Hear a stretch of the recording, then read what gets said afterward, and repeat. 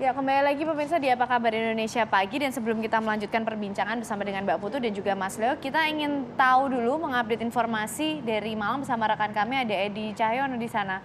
Halo, selamat pagi Edi. Pagi Edi.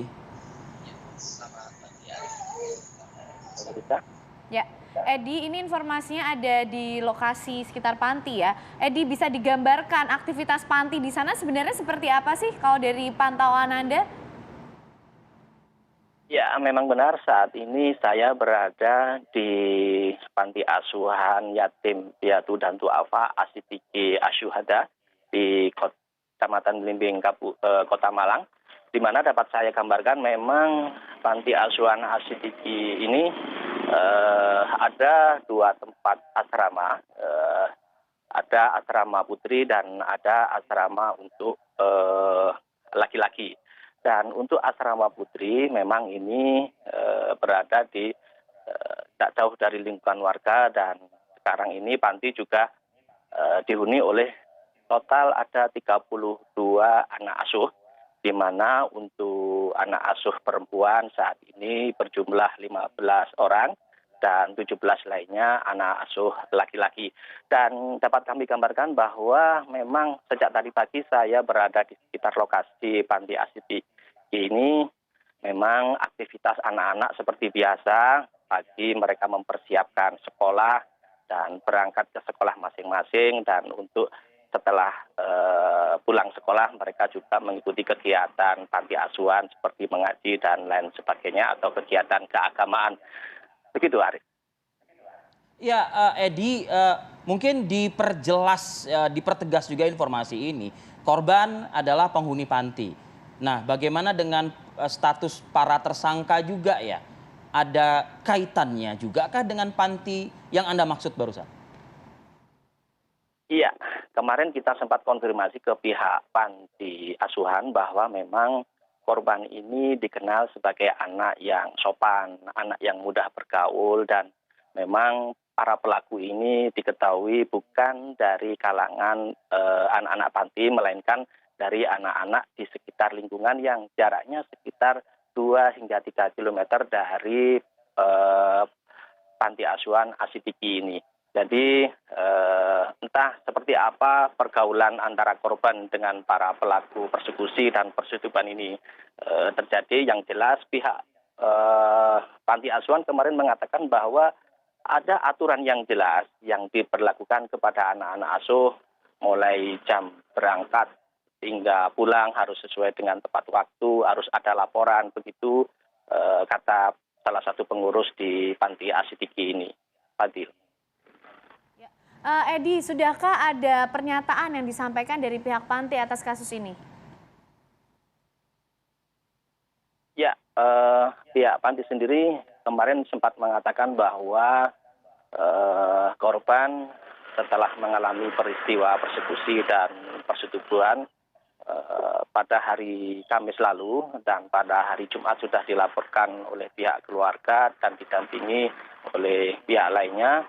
Setelah saat itu korban tidak lagi kembali ke panti asuhan, dan pihak panti juga menyatakan bahwa korban tidak akan kembali ke panti dan dengan alasan masih akan memulihkan psikis korban, dan saat ini tinggal bersama keluarga, bersama ibu dan keluarga lainnya, begitu.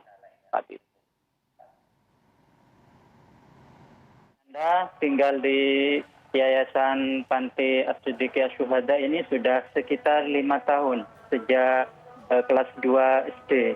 Dan latar belakang terkait penitipan Ananda di panti atau di Yayasan Asitiki Asyuhada tidak lain karena memang faktor ekonomi dari keluarganya.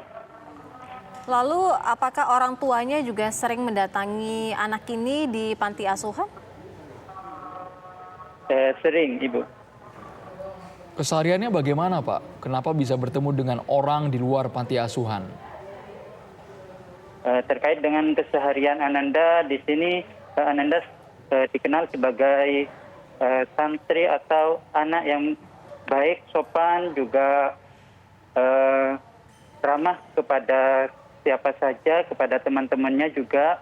Dan di sini anaknya juga introvert, Bapak.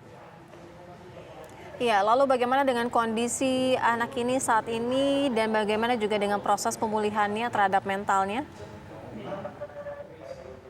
Untuk saat ini Ananda masih dalam pendampingan orang tuanya dan juga sudah dilakukan pendampingan yang untuk menyembuhkan mental ataupun rasa traumanya, Ibu.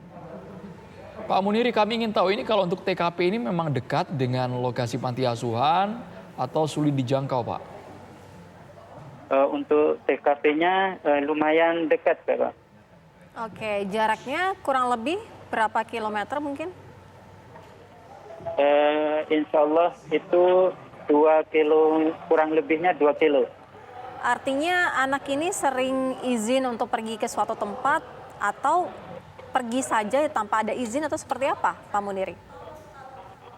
Di sini memang untuk semua anak asuh ataupun anak-anak panti di sini untuk keluar masuknya atau keperluan di luar memang harus melalui tahap izin. Jadi tidak bisa keluar masuk dan di sini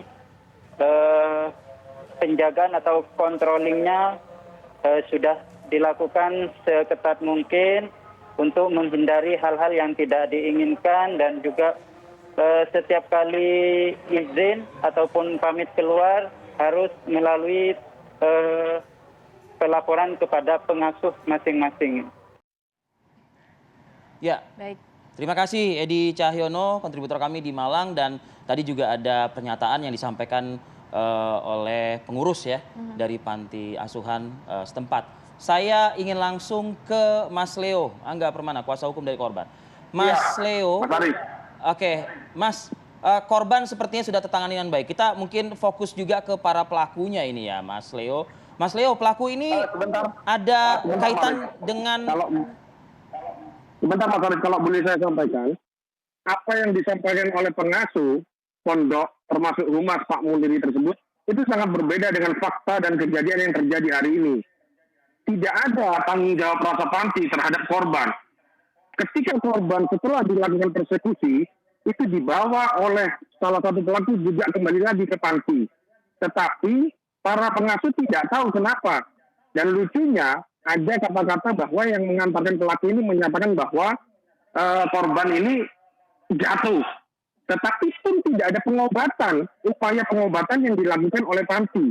Dan perlu diingat, laporan ibu korban dan korban itu tahu kejadiannya bukan dari para pengasuh panti, tetapi dari teman sekamar korban. Jadi ada pembiaran ketika datang ke kantor polisi pun panti tidak pernah mendampingi korban sampai hari ini. Mas Leo, yang mengantar korban kembali ke panti itu adalah termasuk saat ini yang berstatus tersangka? Salah satu pelaku yang termasuk tersangka. Salah satu pelaku. Ada kaitan dengan panti? Artinya dia apakah anak panti juga?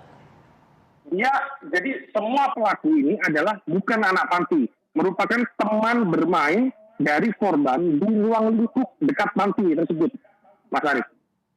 Artinya bukan penghuni panti tapi teman korban ya? Bukan penghuni, teman korban.